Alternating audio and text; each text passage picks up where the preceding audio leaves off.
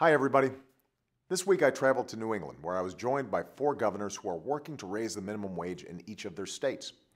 And they've also joined me in calling on Congress to raise the minimum wage from $7.25 an hour to $10.10 an hour, because it would give nearly 800,000 Americans in their states a raise and lift wages for about 28 million people across the country.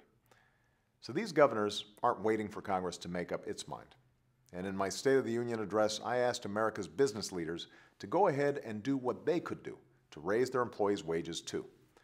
And increasingly, it's not just large companies like Costco or the Gap that choose to pay their employees higher starting wages.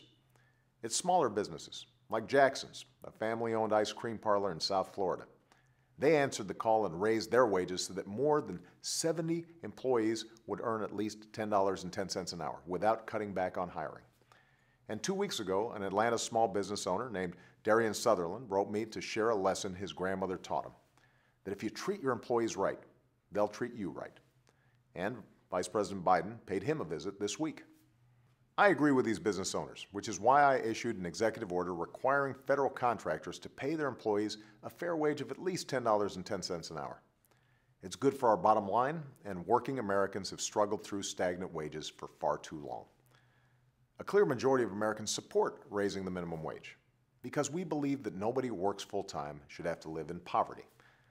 About half of all Republicans support raising the minimum wage too.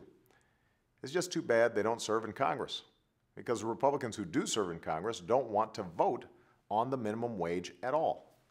Some even want to get rid of it completely. Seriously. That's why what business leaders and everyday Americans are doing to raise wages is so important. Because change doesn't come from Washington. Change comes to Washington. I've always believed that, and it's true in this case too. Outside Washington, Americans are ready to put aside old political arguments and move this country forward. The American people are way ahead of Congress on this issue, and we've just got to let Congress know that. It's time for 10-10.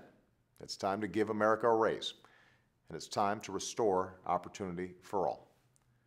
Thanks, and have a great weekend.